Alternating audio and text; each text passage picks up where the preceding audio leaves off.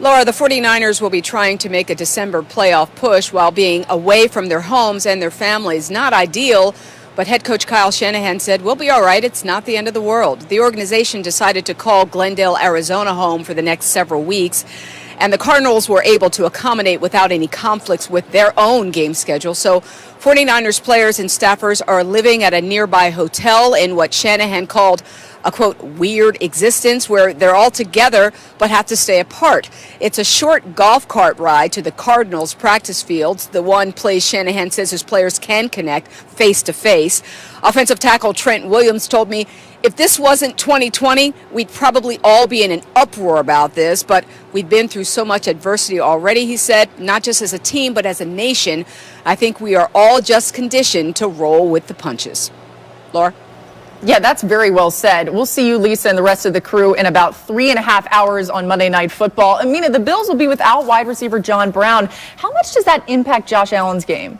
It's huge. I am the longtime mayor of John Brown is underrated island, but it bears out statistically. Look at Josh Allen's splits with and without John Brown. I mean, they are really dramatic. About 20 points lower in QBR this season. You saw it when he went out. Defense is double Diggs, and I think like Diggs is clearly the number one. He is one of the best wide receivers in the NFL, but John Brown stretches the field. He's a big part of why Josh Allen has improved on those deep routes this season. Now, they really like Gabe Davis, the young player, and he occupies sort of a similar space to Brown, but I'm very curious to see if Brian Dable switches it up tonight, because this Bills offense, we know what they like to do. A lot of play action, a lot of Dan's beloved motion, a lot of 10 and 11 personnel, so that's either, 4 or 3 wide receivers on the field. I want to see if they mix it up. This is a very good Niners defense. That's a very smart coordinator that's playing them, that is getting healthy at the right time. I mean, should they make adjustments? What do we think? Well, there goes all my talking points. Sorry, Dan. No, it's all right. Listen, I'm really excited to watch kind of the coordinators tonight. I think it's primetime television, and you mentioned Brian Dable, right? Like, I think he's going to be on a head coaching list for a lot of teams next year. He's got a great feel for like modern-day offensive football. You talked about all the different personnels. I love the fact that they're aggressive throwing the ball on first down. Why? It's the easiest down to throw the ball. He spreads the field, gets easy completions for his quarterback, a bunch of RPOs. And then you flip it onto the other side for the 49ers. Robert Saleh, again, going to be at the very top of head coaching candidate lists. And everyone's going to go like, oh, Robert Saleh, all he does is play cover 3. Wrong. Like, the adjustment that he has made this year of, I've lost some bodies. Now they're playing a lot more quarters coverage, match coverage. Right. They're pressuring a lot more. That, to me, goes, you've got a great feel for what your guys are good at and what your guys aren't good at. How do you need to change? And so I want to see how those two next-year head coaching candidates match up tonight really well. Yeah, one of the things that Lisa mentioned was just how difficult this 49ers season has been for them and what Kyle Shanahan's had to deal with. What do you expect from the 49ers offense tonight? Well, I'm so used to you talking about how good Kyle Shanahan is. But I'll talk about him since nobody talks about it. Yeah, it's everybody here.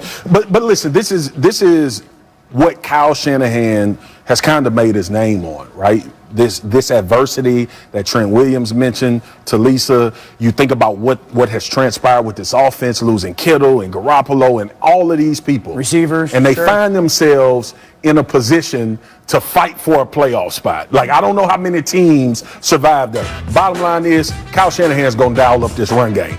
Anytime we've seen him in these primetime big games, he's wanted to force the issue on the ground and having Mostert back and being able to keep Mullins out of that area of turning the football over like he has in spurts and at times played well. He's going to try to ground out the Buffalo Bills. It does two things, right?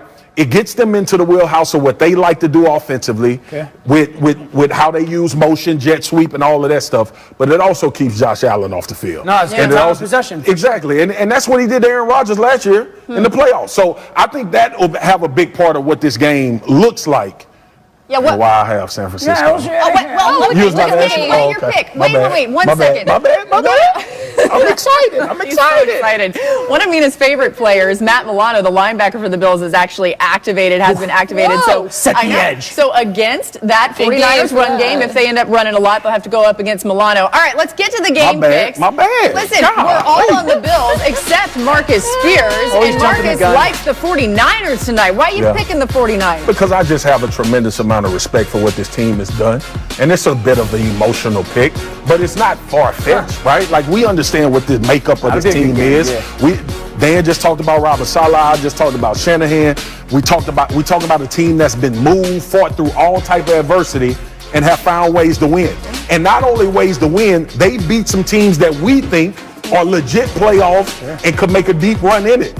I'm taking San Fran tonight because every time we take the same damn team, they get blessed. Well, thanks for so I hope I'm right, and it's going to be the San Francisco 49ers for the Sweat Group. Mafia. I love it. All right, listen, we're getting closer and closer to kickoff of the first game on Monday Night Football. This one live, and Baker Mayfield showed the fighting spirit yesterday against the Titans. The Browns are 9-3, you guys, and Baker Mayfield also made a lot of us who like The Office happy. He channeled his inner Dwight Schrute.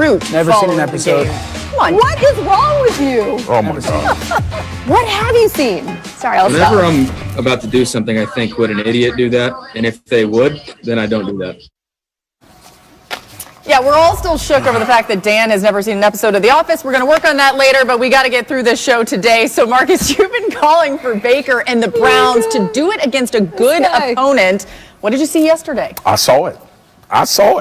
Baker Mayfield, I saw the light, right? And it went off, and it was huge. What he did in the first quarter, listen, y'all know me. I've been critical of Baker. Thought he was average to below average. That's what the tape said. But this type of performance, last week I said on NFL Live, Baker Mayfield, for me, will be judged by the teams that are good playoff contenders. This was one opportunity for him. Now you want to see the consistency going forward. But some of the things that he did in this game translates to anybody you play. Some throws he didn't make. Some things he didn't do mistake-wise was growth, right? The double pump to Peoples-Jones that Peoples-Jones dropped, he saw a safety breaking on his first read, pumped it, came off, and then should have been a touchdown. You look at the throw to Higgins, it looked poised, just comfortable, knew what he was doing with the football. A lot of things Stefanski did to make Baker Mayfield comfortable as well, giving him credit. But yesterday, that Baker Mayfield makes the Cleveland Browns as dangerous as any team in the league. Now here we go, all right? We got Pitt, we got Baltimore, but this was one of those litmus tests I wanted to see Baker Mayfield throw the Cleveland Browns to a win, and he absolutely did that yesterday. Okay, but why? Okay, so right now Baker Mayfield playing confident and playing with clarity. So how does that happen? One, you got a really good scheme. Two, you got good players around you. And then three, that scheme is being called by a really good play caller. We talked about the play action pass, not just for the quarterback, receiver and tight end. How about you guys both be a part of our chip? So it's a 5-man protection. Play fake is 6. 2 guys keep those ends protected. Vision on the back. This is a chunk throw. That's easy money. That's how the play action affects your offense. Now, how about 13 personnel? We're in first down. We run the ball more than anybody in the NFL on first down. I'll break the tendency. I'll put 3 tight ends on the field. Now the defense is going, wait, first down, 3 bigs on the field, a little bit of shift and motion. Look at all the people near the line of scrimmage for the Tennessee Titans. You got 10 out of the 11 defenders, 6 yards from the line of scrimmage. Crosser by Njoku takes care of the safety. And how about this fake? How about this fake by Baker Mayfield? You talk about selling it. It's like a dealer at a blackjack table. No one has any idea where the ball is. DPJ, you got to go win on your route, okay? I dialed it up for you. You go win on your route. That's why there's confidence in the play call and the people around them. But there's also a great amount of clarity on what here's my play call. This is what the play call's needed for me to do to execute it, and that's why he's been playing well for about 5 or 6 weeks now. And Mina, so this team is going to the playoffs. Will this Baker Mayfield show up in the playoffs?